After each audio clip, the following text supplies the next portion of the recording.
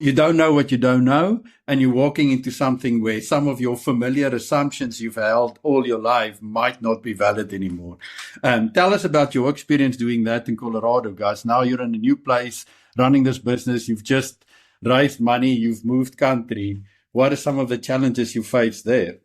Wow, where do I start? When you uproot yourself when you're in your mid 40s and move to a different country with the task of starting from scratch, from the ground. Um, it is an exceptionally humbling experience.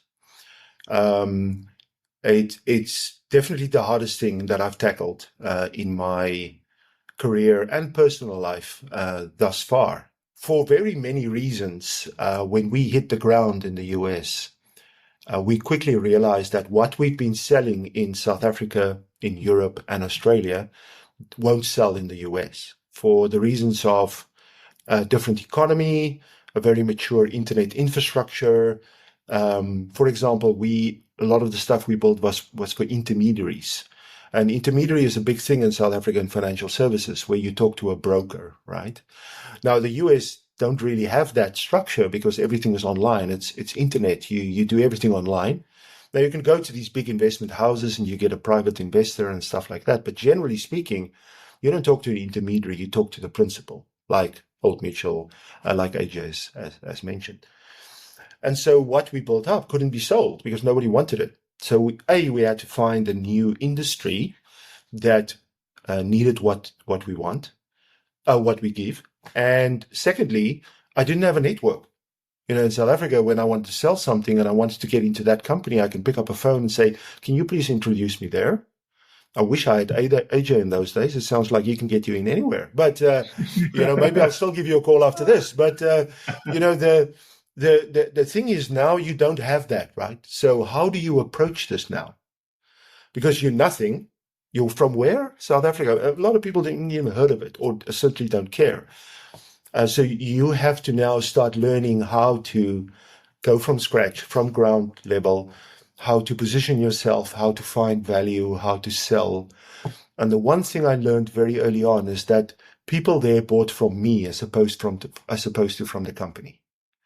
So, and I use that to my advantage. They work with you, they trust you, so they're going to give you the business. And later on, we had to find a recipe where, the technology comes out and you give it to other salespeople and they go out to sell it. But the initial stuff is all about the individual. It's all about the rapport that you can build with person on the other side, that you can understand their challenges and that you can offer them what they need on a personal level, and then you can scale it from there.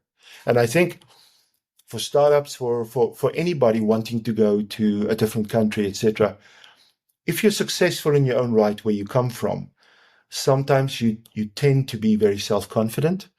Maybe you have a bit of an ego, etc., etc. But if you let those things stand in your way of conquering the new world, you're missing an opportunity. My advice is, be quiet, try and have humility, be humble, ask a ton of questions. And you'll be amazed how quickly you learn what this new world wants from you and is willing to give you in return, and build from there. It's hard. It's so hard. I had many days when I woke up in the morning and I go, what have I done? It's just and then you speak to your founding partner, or you speak to your wife, and you get a little bit of energy again, and you try again and you try again, and then you get a bit of success, and then you move forward. Will I do it again? I'll have a few more questions before I do it, but I will do it differently sometimes, but I'll do it again for sure.